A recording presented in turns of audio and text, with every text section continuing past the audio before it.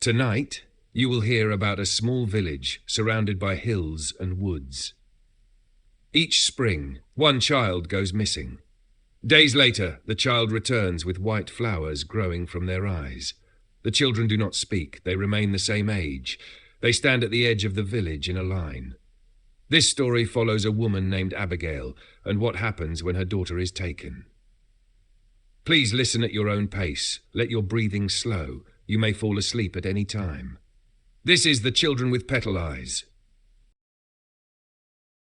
In the village of Elderby, spring did not begin with the blooming of flowers or the chirping of birds. It began with silence.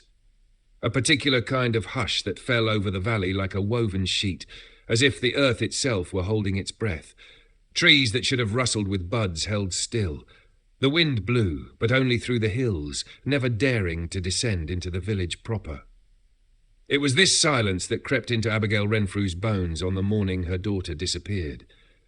The morning had been crisp, edged with dew that clung to the windows like silver veins. Abigail had woken early to prepare tea and warm bread, her fingers numb from sleep. Her daughter, Elsie, had been quiet the night before, unusually so. She hadn't cried when Abigail tucked her in, hadn't asked for a story, hadn't reached for her mother's hand in the dark like she usually did. And that morning, her bed was empty. No signs of struggle, no muddy prints on the floor, just a little dent in the pillow where her head had been. Abigail searched the house, then the street, then the forest line. Neighbours came out in clusters, hands tightening around lanterns and shawls. Some offered words of comfort. Others, older ones with lines carved deep into their faces, said nothing at all. They simply looked toward the northern edge of the village. That was where the children returned. In Elderby, they called them the Petal Children. Every spring, one child would vanish, always around the same week, always without trace. The villagers stopped trying to understand it long ago. Some said it was a curse. Others said it was payment, though no one ever admitted for what. And then a few days later the child would reappear, but never quite the same. It would begin with the eyes, or rather what replaced them. White lilies, not jammed in or sown there, but growing, like flowers from rich soil. Delicate stems emerged from empty sockets, petals pearled with dew that never dried. The child would not speak, would not blink, would not age. They stood at the edge of the village, shoulder to shoulder, their skin never weathering, their faces never frowning. The villagers erected a fence once to keep them away. It rotted within days, and the children were back, lined up like watchmen in a dream. No one dared move them now. There were 17 of them when Abigail stepped outside that evening, her shawl pulled tight around her shoulders. The sky was the colour of bruised violets, and the wind had finally arrived in the village, carrying with it a strange scent, floral but wrong, like something sweet left too long in the sun. She could see the children from the corner of the pasture, all of them still, their faces placid, their bodies lit from behind by the sinking sun. There was a space between the 4th and 5th child now, a gap where something was expected. Abigail clutched the folds of her dress. "Elsie," she whispered, "the space would not stay empty for long." Abigail dreamt that night of a field covered in white lilies. They stretched as far as the eye could see, waving like a silent congregation. In the centre stood a woman in a dress made of bark and vines. Her mouth was full of soil. When she opened it to speak, earthworms crawled from her tongue. "They chose her," the woman said. She was quiet. The quiet ones always listen. Abigail woke with a scream caught in her throat. Her husband Harold had not returned from his journey to the coast. She was alone in the house, and the wind was blowing against the shutters. Tap! Tap! She opened the window, expecting to find a tree branch or a bird, but there was only a flower, a single white lily, placed gently on the sill, still dewed, still fresh. And when she turned around, she could swear she saw movement in the shadows of the kitchen, as if something had ducked behind the pantry door, just a breath too late. The next morning, the space in the line of children was gone. Abigail did not scream. She did not cry. She walked, barefoot, down the path toward the edge of the pasture. Her neighbours watched, but said nothing. The wind had returned, but it whispered now in a voice that sounded like rustling reeds. There she stood, Elsie. Still 6 years old, Still wearing the nightdress she'd vanished in. White lilies bloomed from her eyes, their petals wide and impossibly clean. Her hands hung loosely by her side. Her feet were bare and caked with mud, though her dress was spotless. Abigail knelt before her daughter and whispered her name over and over, but Elsie did not move, did not blink, did not even seem to breathe. Abigail touched her daughter's hand. It was cold, but not dead, just absent, like something had been traded out. The villagers turned away after a while. The line of children was complete again, the balance restored.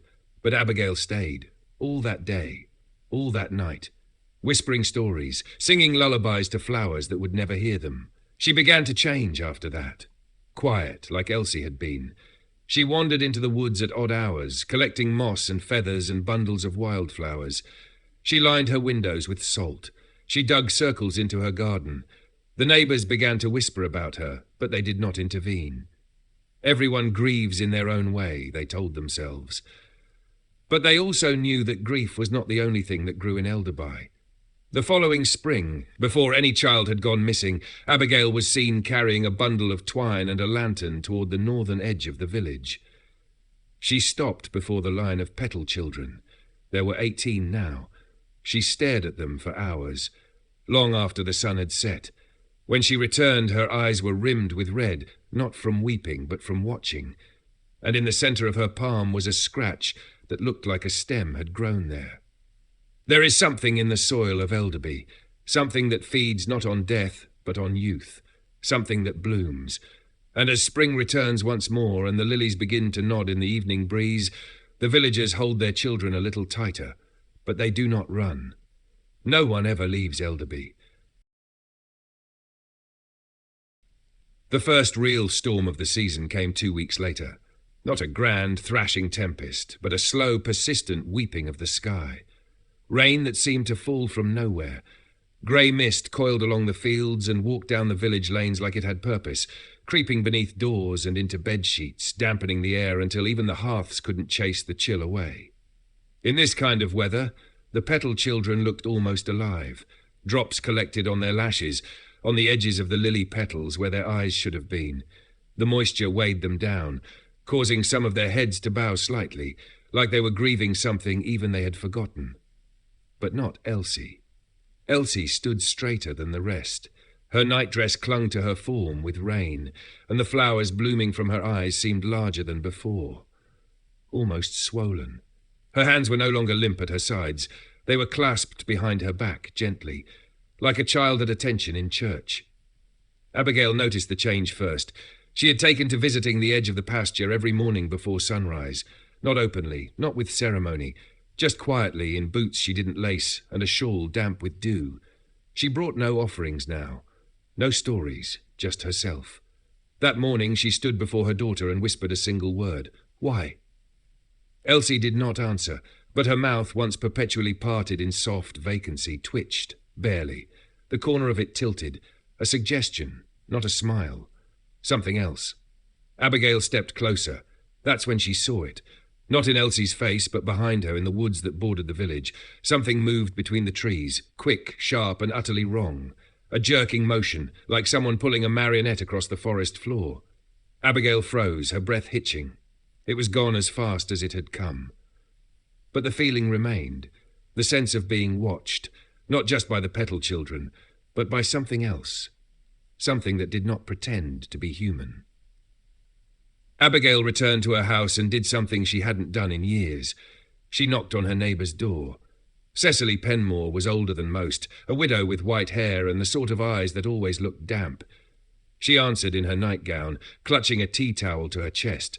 "Abby?" she asked, blinking. "It's early." "I need to ask you something," Abigail said. "Something from before, from when your brother disappeared." Cecily's hand dropped. She stepped back, letting Abigail in without a word. Inside, the hearth crackled, but gave little warmth. The walls smelled of dried lavender and mildew. On the mantel, yellowing photographs stared out with cloudy eyes. "I was 8, Cecily said as she poured tea with shaking hands. "Timothy was 5. It was his turn, but I didn't understand back then. I thought he'd wandered off. I thought I'd find him hiding in the barn." "You knew what would happen," Abigail said. "You all knew. We don't speak of it, Abby. You know that." Abigail gripped her cup harder. She's changing. Elsie? Yes, she's aware. Cecily didn't respond at first. She only stirred her tea. Then she said softly, "Sometimes they do, for a little while." "What do you mean?" "They aren't empty," Cecily whispered. "People will think they come back hollow, but they're not. Something's in there, something looking out through the flowers. It mimics, learns, waits." Abigail felt her throat dry out. Waits for what? But Cecily would not say more. By midsummer, strange things began happening in Elderby. A lamb was found dead on the edge of the village, its eyes gone, tiny white flowers blooming from the sockets. They were not lilies, but smaller, clustered like baby's breath. The butcher's boy, Henry, stopped speaking altogether. He hadn't gone missing. But his eyes would wander toward the Petal children for minutes at a time, and once his mother found a lily bud beneath his pillow. And Abigail began to dream again, not of the bark-skinned woman, but of her daughter, standing at the foot of her bed, smiling with those blind, flowering eyes.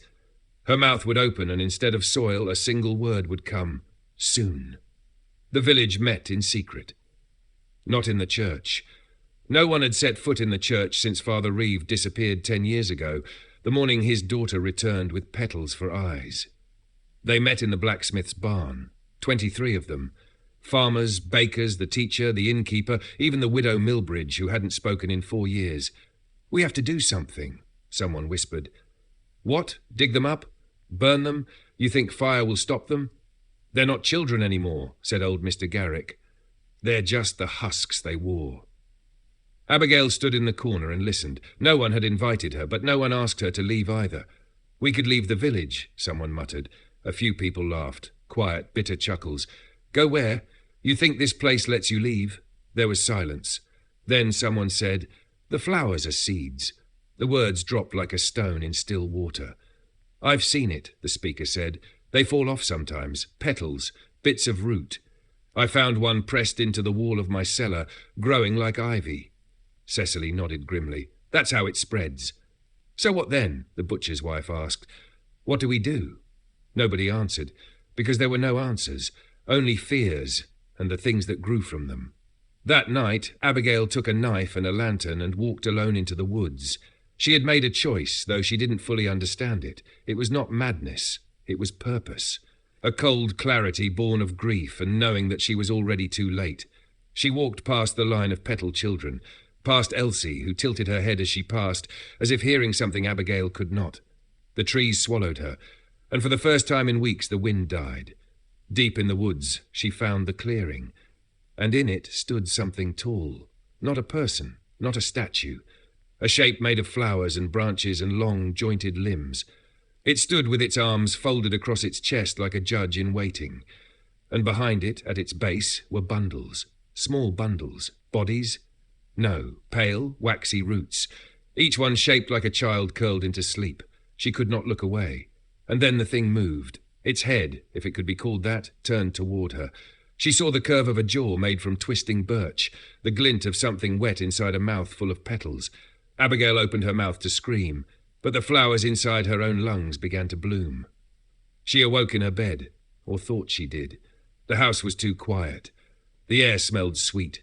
She stumbled to the window and saw herself, her own body, standing beside the Petal children, head tilted, mouth slightly open, and white lilies blooming from the place where her eyes should have been. She woke again, but this time the walls were wrong. The room around her resembled her own, same faded wallpaper, same cracked dresser, same warped floorboards, but everything was soft, like it had been carved out of wax and left too close to the fire. Her fingers sank slightly into the wooden windowsill when she reached for it, and the glass rippled faintly as if it were water under ice. Outside the sky was colourless, not grey, not blue, not anything, and the fields were gone, no hills, no fences, no forest, just the children, dozens of them, all standing in rows that went on forever, straight-backed, flower-eyed, all smiling that same soft, unnatural smile. Their mouths moved sometimes, not to speak, but to flex, like they were remembering how.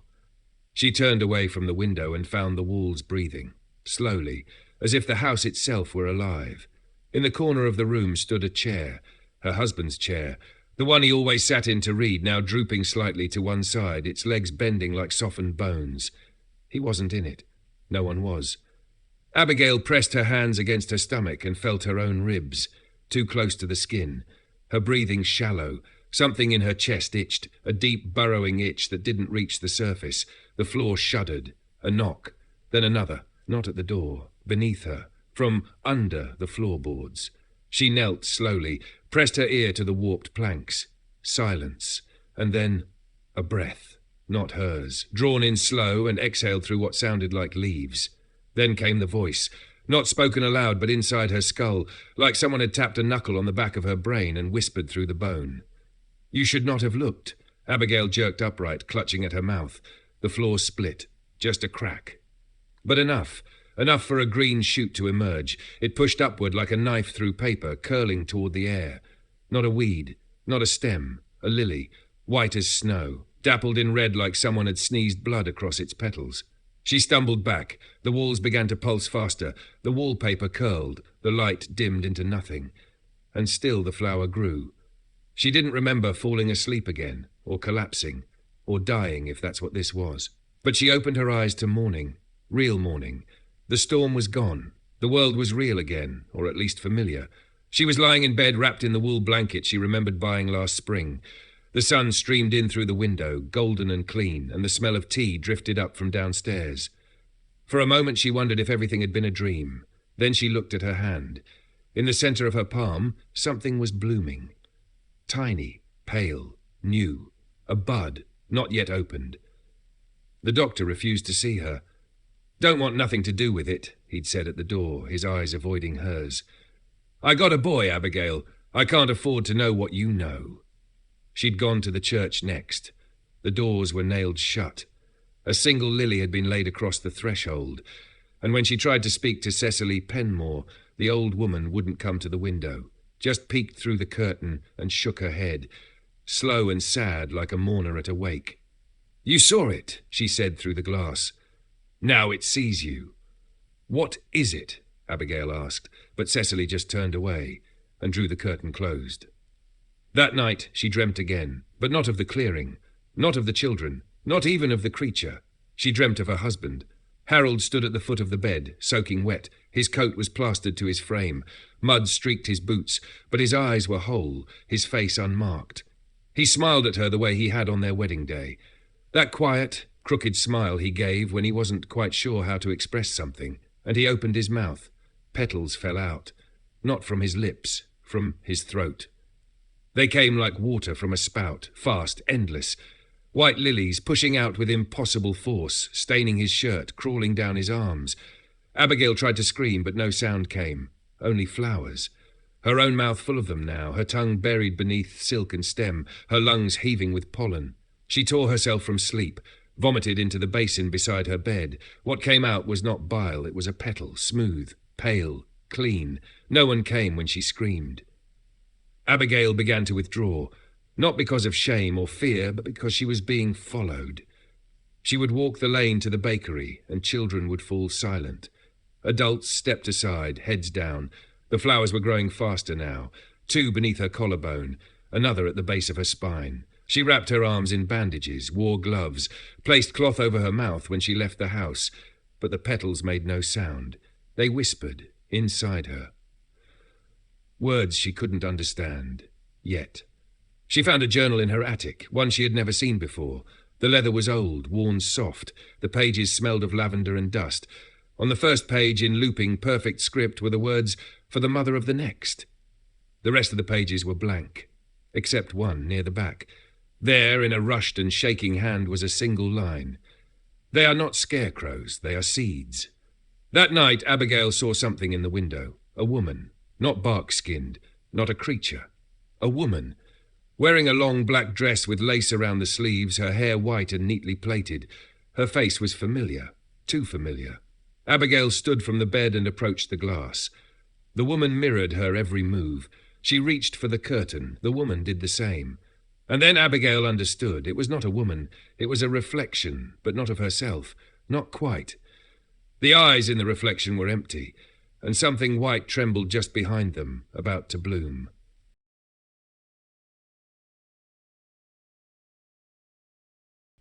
She didn't go outside anymore, not because of the whispers, not even because of the way the villagers crossed the street when they saw her.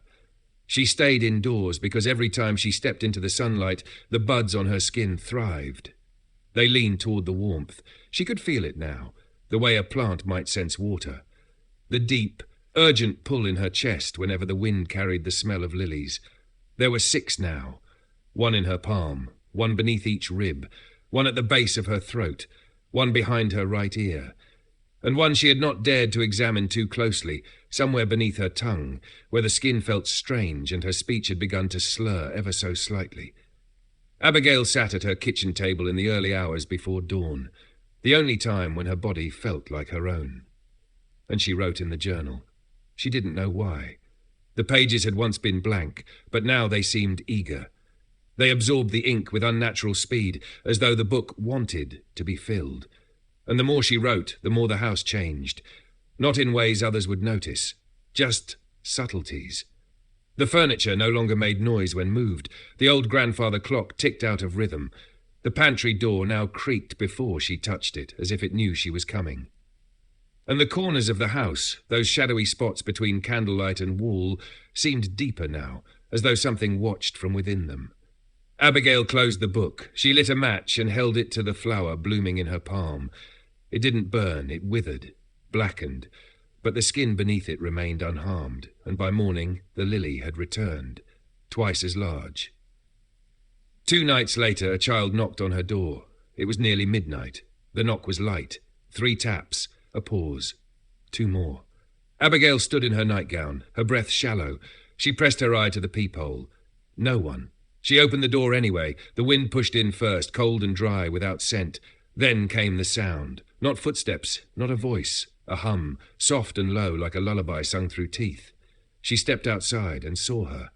Elsie, not among the line of petal children, but at the gate, standing beneath the archway that separated Abigail's garden from the path. She looked the same. Still 6, still barefoot, still with those lilies unfurling gently from her eyes, but her head was tilted in that way again, as if listening to something Abigail couldn't hear. "Elsie," Abigail said, and her daughter raised one finger to her lips. "Shh." Then she turned and began to walk, not toward the edge of the village, but deeper into it. Abigail followed. The streets were empty. Of course they were. No one walked after dark anymore, not since the lamb. Not since the butcher's boy stopped talking, not since the flowers had begun appearing in the wells. Elsie led her past shuttered homes, past the abandoned church, and down a lane Abigail hadn't walked in years, until they reached the old mill. It had collapsed during a storm, when Abigail was a child. Its beams still jutted from the earth like broken ribs. Vines had swallowed its stone bones. No one went there. Elsie stopped at the entrance and stepped aside, inviting her in. Abigail's breath caught as she passed through the threshold. It was warm, warmer than outside, and wet. The smell of damp leaves and fresh soil filled the air, but beneath it faintly was something sweet, decay masked by perfume. Inside the mill was no ruin. Not anymore. The stone walls pulsed gently, covered in moss and crawling vines. Flowers bloomed from the cracks in the floor. Not just lilies now, other things. Strange shapes, colours that didn't seem right. One curled toward her ankle as she passed, whispering with soft petals. In the centre of the room stood a circle of stones, and in the centre of that, a cradle, wooden, old, rocking gently. Abigail approached. Inside was not a child. It was a root, twisted and damp, shaped like a curled human spine. From it a single stalk rose upward, bearing a closed bud, white, waiting. The petals trembled, and then opened. Inside was an eye, not flower, not symbol, an eye, green, blinking, looking directly at her. And behind her, Abigail heard her daughter speak. Only it wasn't Elsie's voice, it was hers, the voice from her dreams, the one with soil on its tongue. "She is not yours anymore." Abigail turned. Elsie was gone, and in her place stood something tall, draped in robes made of bark and lichen, its hair writhing like roots in windless air, its mouth stretched too wide, split at the corners like torn parchment. From its eyes, thousands of tiny petals fell in a steady stream, wilting as they touched the ground. "You saw too much," it whispered. Abigail backed away, but the flowers held her ankles now, crawling upward, slow but certain. The creature stepped forward. "You wrote in the book." It did not ask. It stated. The book was meant to be empty. Abigail shook her head. You're lying. The ones who write become soil. Its hand rose, pale, bark-skinned. In its palm, an open bloom. Inside that flower, a tooth. Human, molared.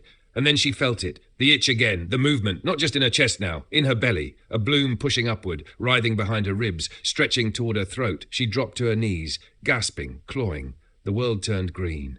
She woke in bed, again, this time with no flowers, no pain, no humming, only silence, until a voice spoke at her ear, not aloud, inside. You are the garden now.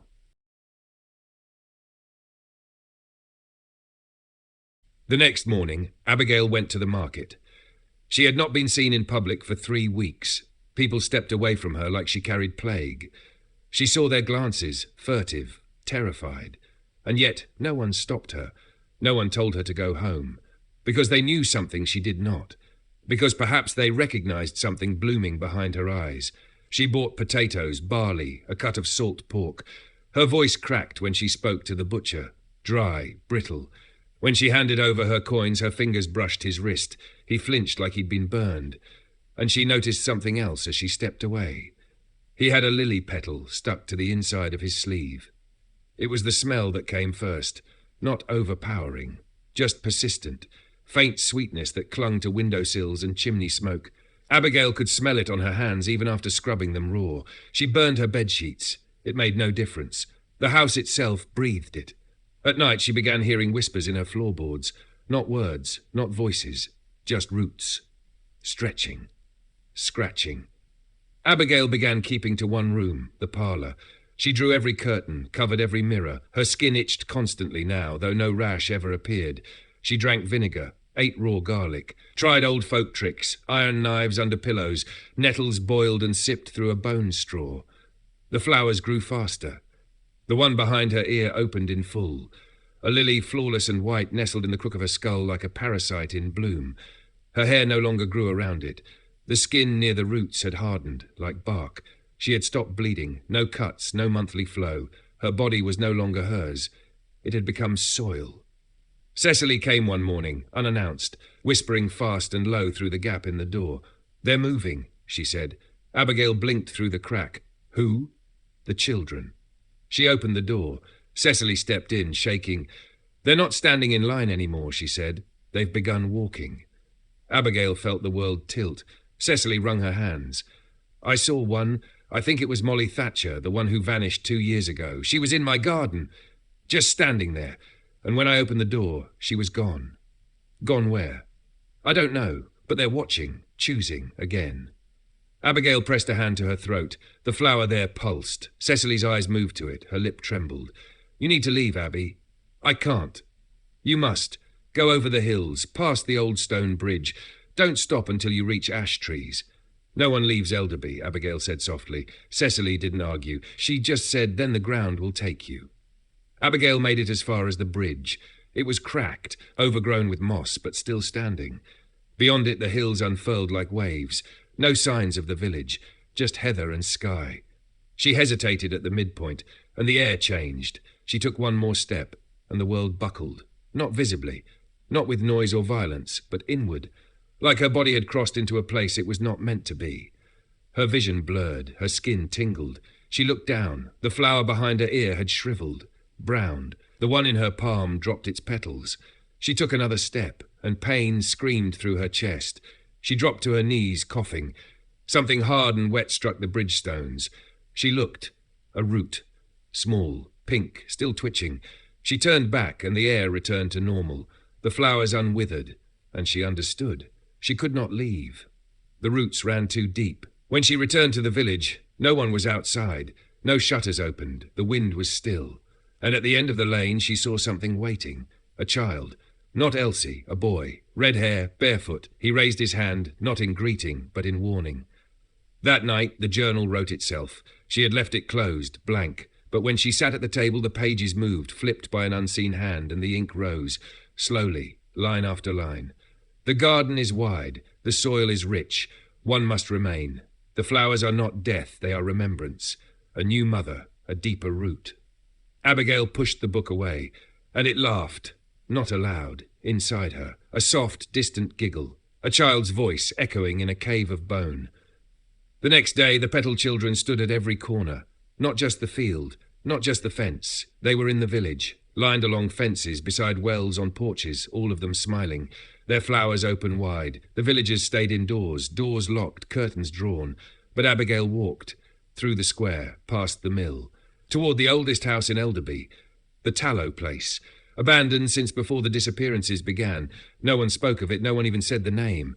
But now lilies grew from its chimney. Abigail stepped inside and heard her daughter's voice from the shadows. "You don't belong here, Mother." She turned toward the sound. Nothing. Then again, closer. "I wasn't taken," the voice whispered. "I was offered." Something moved in the dark, a shape, not a child, not a woman, something in between. "Each spring one child must feed the bloom," it said, "so the rest may live." Abigail stepped back. The voice grew colder. "You wrote in the book, Mother. You planted your words in our soil." Now she could see its shape, tall, thin, unfolding, a face that was not her daughter's, but wore her daughter's smile. "You cannot root a seed and expect it not to grow." Abigail tried to speak, but her throat was full of silk. The petals had begun to bloom inside her mouth. She fell to her knees, choking. The shadow approached. "You will take root soon," it said, "and then, like all things buried here." The voice leaned close. How can you resist becoming the soil when your own blood turns to seed?" Abigail didn't leave the tallow house. Not that night. Not the next. Something held her there. Not chains, not threat, but a strange paralysis. Like a body waiting for the last breath to leave. The house groaned with every hour, its beams soft with moisture, its walls pulsing with unseen growth. Vines crept along the interior like veins beneath skin. There were no windows left. Not anymore. Only thick drapes of hanging moss that swayed even when no wind passed through. She'd curled in the corner of what might once have been a nursery. Beneath her, the floorboards were warm, too warm, and they gave slightly under her weight, like thick loam pressed by bare feet. She had not eaten in 3 days, and yet she wasn't hungry. Her stomach made no noise. Her body was quiet. Inside her, something else pulsed. Not a heartbeat, a root beat. On the 4th day, the girl appeared again. Elsie, not standing this time, crouched, a tangle of limbs and hair, her white nightgown torn and moss-stained. The lilies in her sockets had grown heavy. One drooped, weeping slow drops of clear sap. She looked like a child carved from plant and ash. Abigail reached for her. The girl flinched, not fearfully, reflexively, as if what touched her was not a mother, but sunlight. "I remember your voice," Elsie said, in the smallest whisper. It was not Abigail's dream voice this time. It was her daughter's, small, familiar, real. "You used to sing," Elsie said, "before." Abigail crawled forward. Her knees sank slightly into the floor. "Elsie," she whispered. Her voice cracked like dry wood. "I'm sorry," the child said, almost inaudibly, "but the garden remembers more than love. It remembers pain." She placed a hand on her mother's cheek. It was soft, cool. Petals bloomed from her fingertips and fell in slow motion. "When you left the garden," she said, "you took its hunger with you." And with that, she vanished, not walked away, not faded.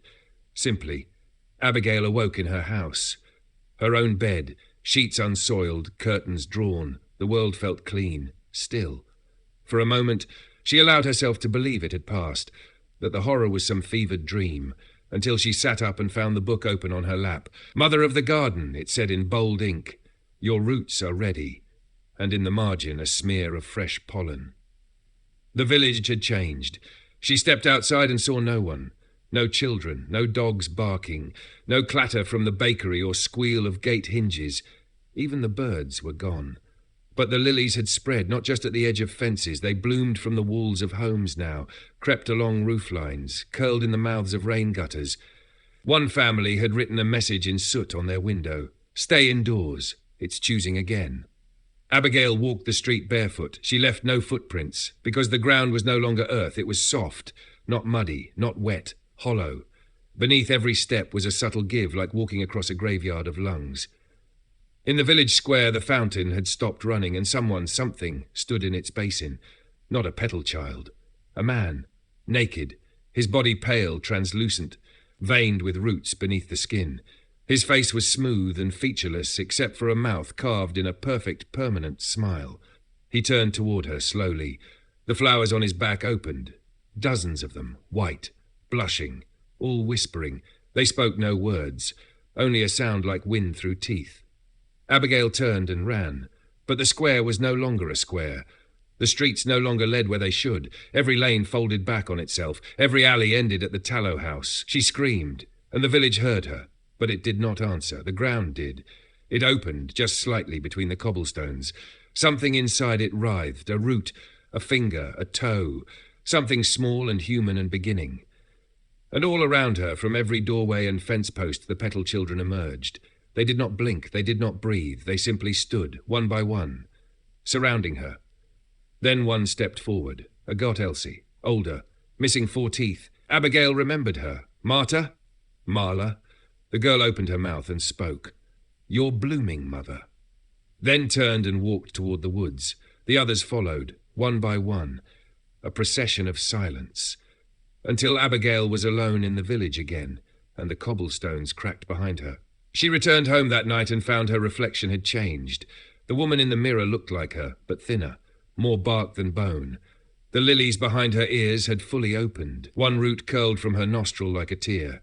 Abigail raised her hand. The reflection did the same, but then it smiled. She did not. It did, and its mouth, her mouth, spoke, "One more spring. Then the village blooms." The final words in the journal had changed, the rest had faded. Only one line remained, scratched deep into the page with something sharper than ink. "What takes root in silence flowers in the scream." The snow arrived early that year.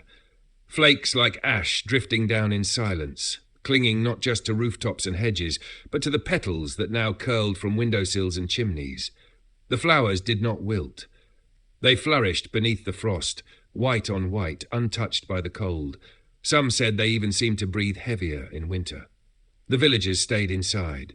Even the bravest wouldn't fetch water or firewood after dusk, because the petal children no longer stayed at the edge of the pasture. They were everywhere now, watching, waiting, arranged at intervals like sentinels, always standing with just enough distance between them to suggest some purpose, some geometry, a map no one could read. When people tried to move them, to pull them away from porches or doorways, their arms bent in strange directions. Not broken, pliable, as if their bones were no longer bones. One man tried to burn one. He didn't make it through the night. They found him on his roof, curled like a sleeping child, with lilies growing from his mouth and the sockets where his eyes used to be. Abigail stopped sleeping entirely. What passed for rest now was a series of vivid images stitched together by gasps, a forest of open mouths, a sky that pulsed with veins, a girl walking into a clearing and vanishing one toe at a time. When she tried to eat, the food tasted like dirt. She drank water that turned to sap on her tongue. Her stomach remained flat, but she could feel something shifting behind it, coiling like roots seeking new soil. Her reflection had ceased mimicking her. Sometimes it blinked out of time. Sometimes it smiled when she cried. And in her dreams now she never saw Elsie. She only heard her humming. On the 3rd night of frost, someone knocked on her door. Abigail didn't answer. The knock came again. Not loud, just rhythmic, patient. She opened the door without knowing why. It was the blacksmith's daughter, Millie, 9 years old, missing since early spring. White lilies spilled from her eyes, her cheeks were pale waxen, but she smiled in that same horrifyingly soft way the petal children all did. Her feet were bare, her nightgown stained at the hem. In her hands, she held a box. Carved wood, sealed with twine. She held it out. Abigail took it. Millie turned and walked away, her head tilting gently side to side like a puppet carried by wind. Abigail shut the door and opened the box. Inside, dirt, fresh, dark, and at its centre a single seed, smooth, oval, grey as fog. She touched it, and in her mind something screamed, not words, not human, just pure intention, something that had waited centuries to take root. She buried the seed in her garden. She didn't mean to. One moment she was standing at the sink. The next she was outside, her hands slick with earth, the seed gone, her fingernails cracked and filled with soil. It was already growing, a small sprout, pale green, but wrong. Its leaves were flesh-coloured. It pulsed when the wind touched it. and from far off, somewhere near the village edge, came the sound of shovels. The ground was rising in places, softly, like something waking beneath it, mounds of shifting dirt where none had been the day before, and at the centre of the square the fountain cracked entirely. From it emerged a tangle of white roots, each slick with sap, each crowned with a single tiny mouth that opened and closed like fish gasping for air. The villagers gathered at dawn. Someone tried to dig up one of the mounds. They didn't find a body. They found a mirror, 6 feet beneath the surface. A perfect pane of glass, uncorrupted by mud or age, reflecting only the sky. When one of them leaned in, their reflection had no eyes. That night, Abigail sat at her table, staring at her hands. The flowers had gone, all of them. Her skin was smooth again, pale, untouched. She ran to the mirror. Nothing bloomed from her ears. Her throat was bare. Even her nails looked new. She wept. She screamed with joy, until she looked out the window. The Petal children were all kneeling, each of them facing her house, their flowered eyes turned upward, waiting. And at the centre of them all stood a figure, not bark, not shadow, something draped. A woman of vines and bone, holding something in her arms, a bundle, wrapped in moss, swaddled in roots. The woman stared at Abigail's house, then she stepped forward, 1 foot at a time, and the village followed, a parade of silence. Abigail tried to run, but the ground inside her house had softened. Her boots sank, the floorboards flexed, roots clung to her calves like ropes. She screamed, but no voice came, only a gust of cold wind from her throat, and then pain, a single deep contraction from her core, like something being born in reverse. She fell to her knees, and from between her lips a flower began to emerge, not white, black, dripping with golden sap, heavy, breathing. It curled outward from her mouth like a tongue made of bloom, and behind her eyes something opened, a second sight, a knowing. She could see now, beneath the village, beneath the roots, beneath the years, a vast, pulsing body, sprawled like an ancient god, waiting, feeding. She was its mouth. Outside, the villagers had come, not possessed, not under spell, willing. One by one, they knelt in the snow, faces turned up, mouths open, petals falling from their lips like confessions. And the seedling in Abigail's garden had bloomed, a full tree now, wide and bone-coloured, its branches twisted in the shape of arms, and from it hung tiny bundles wrapped in cloth. Children, new ones, sleeping, smiling, blind. She rose from the floor. The flower still bloomed from her mouth, but she no longer felt it. She opened the door, and the children parted for her. A corridor of quiet. The woman in vines waited at the end of the path, still holding the moss-swaddled bundle. Abigail stepped forward and took the bundle in her arms. It opened its eyes, and inside were seeds. Dozens, and they pulsed with her heartbeat. She carried the bundle home. The villagers stood frozen as she passed, stone still, snow layering gently on their heads, their shoulders, their open palms. Not one moved, not one spoke. Even the Petal children had ceased their gentle swaying. It was as if the village had exhaled and chosen not to breathe again. The house welcomed her. The door opened before she touched it. The floor, which had once resisted her steps, now felt pliant, warm like flesh recovering from frost. The fire had lit itself. Candles flickered with no breeze. The air smelled of sap and salt. She placed the bundle on the table. It wriggled once, gently, like something sleeping through a dream. Then the cloth fell away on its own. Inside lay no child, just a heart, pale grey, still beating. Each beat sent out a pulse she felt in her ribs. It was hers. The journal was gone. In its place was a single slip of bark pressed flat across the table. On it, scrawled in thin strokes of ash, was one sentence: "The garden remembers the first." She didn't understand it. Not yet. She sat beside the bundle for hours, unmoving.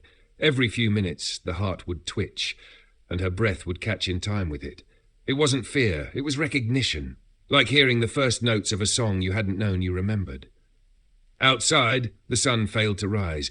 It hovered below the horizon, casting the village in grey. A false dawn, a waiting room. She left the house again near dusk, the bundle cradled against her chest. The people were still where she had left them, half buried in snow and silence. But someone had joined them, a new Petal child, face down in the snow at the foot of her porch.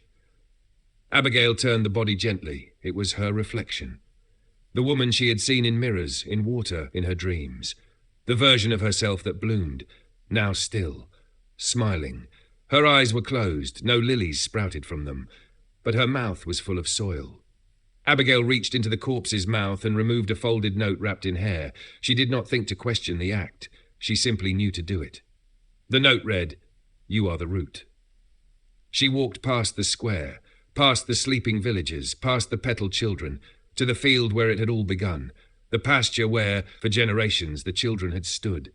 They were gone now. The field was empty, snow untouched, but in its centre, a door, wooden. No hinges, just a slab, perfectly upright, surrounded by nothing. It should not have stood, but it did. The trees bowed toward it, and the wind circled it like a dog that did not trust the scent. Abigail approached. The bundle in her arms began to tremble. She pressed her cheek to the door, and it opened. There were no steps, no descent. She simply crossed the threshold and was beneath. It was not a cave, nor a basement. It was beneath, a place where roots hung like chandeliers, and the walls pulsed with the rhythm of breath. The space was enormous, larger than any hill, larger than the whole village. In the centre stood a tree, bone white, dead. It had no leaves, no bark, no flowers, but from its trunk jutted faces, dozens of them, mouths agape, lips wilted, each with a frozen scream carved in wood. And in the base of the tree, at its deepest root, a cradle, the same as before. But this time it was empty. The garden was waiting. Abigail placed the heart into the cradle. The ground quivered. The tree began to bloom. Not flowers, eyes, hundreds. Opening along its branches, its roots, its trunk, the faces in the bark began to hum, low, unified. An impossible sound of thousands made by no one. It was a song of recognition and grief. The garden was waking. And she was no longer Abigail. The bark on her arms spread. Her nails darkened, softened, then fell off entirely. New growth emerged from her joints. Tiny vines threaded through her hair.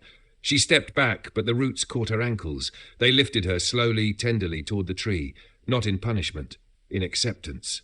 She reached the cradle and pressed her hand to the heart.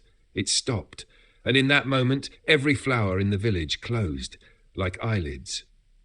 Above, the villagers stirred. Their snow-crusted limbs cracked as they moved, not all at once, not in panic, one by one, deliberate. Each stood, each turned, each began to walk toward the pasture, toward the door. Their mouths smiled, their eyes were blank. They walked barefoot through snow, leaving no prints, and in the trees above them petals began to fall like ash. Abigail opened her mouth. The final flower bloomed. It was enormous, as wide as her chest. Its petals curled outward like arms. From it came a single seed. It floated to the cradle, settled into the heart, and began to pulse. The garden had planted its first mother, and now it would never die. When the villagers reached the field, they did not knock, they did not cry. They simply stood, waiting. And one by one, the petal children returned. Each child took the hand of a villager, and without a word, they vanished, into the snow, into the ground. Elder Bai is quiet now. Spring will come again, and a child will vanish, and days later she will return, with white lilies in her eyes, and a smile that does not age. And standing at the edge of the pasture, just before the trees, a new figure will join the line. Not a child, a woman, with a crown of roots and a mouth full of soil, smiling.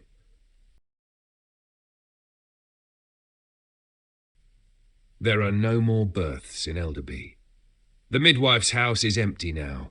The cradle that once rocked gently in the village square, built from the wood of the first fallen elm, has been turned on its side and left to rot, vines growing through its frame.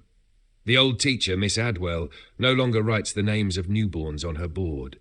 There are no newborns, because there are no wombs left to carry them. The village still exists. It breathes. The roofs hold, the chimneys smoke, bread is baked, and doors are locked at night. But the people are no longer people. They are vessels. The roots have moved inside them.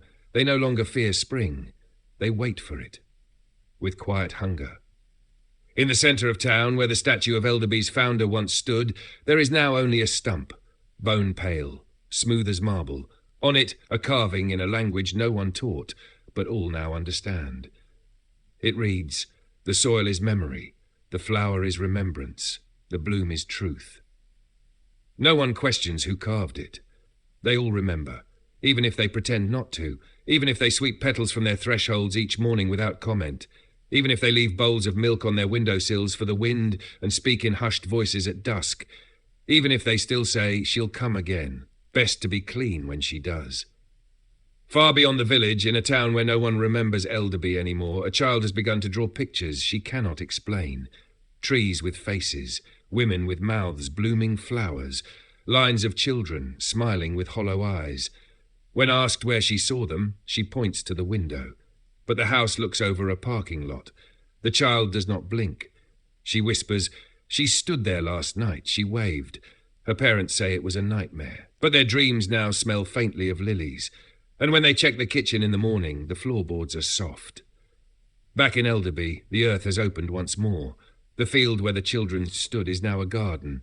Not neat rows, not wild beds, but a precise pattern, spiralling from the centre, from the door. And she waits at the centre. No longer Abigail, no longer woman. Something between. Something rooted. The tree behind her is taller now. It pulses with the breath of memory. Its branches hold no fruit, no leaves, only faces. And one of them, just one, smiles like her daughter. She no longer walks, but her reflection still does, in still water, in panes of glass, in the shine of a blade. You may not know her, but she sees you. She sees the empty soil in your thoughts, the fallow ground in your fears. She sees the way you linger near flower beds at dusk, unable to explain the hush in the air. And she sends a seed, not through hand or wind, through story. The kind you hear once and never forget, the kind that grows inside you. And maybe someday, your child will stop speaking, will hum a strange tune at the window, will disappear during the first rain of spring, and days later you'll find them in the field, smiling still, with petals in their eyes. Would you speak to them? Would you touch their face? Or would you kneel, like all the others have, and let the garden remember you? Because something ancient is always hungry. And now it knows your name, the end.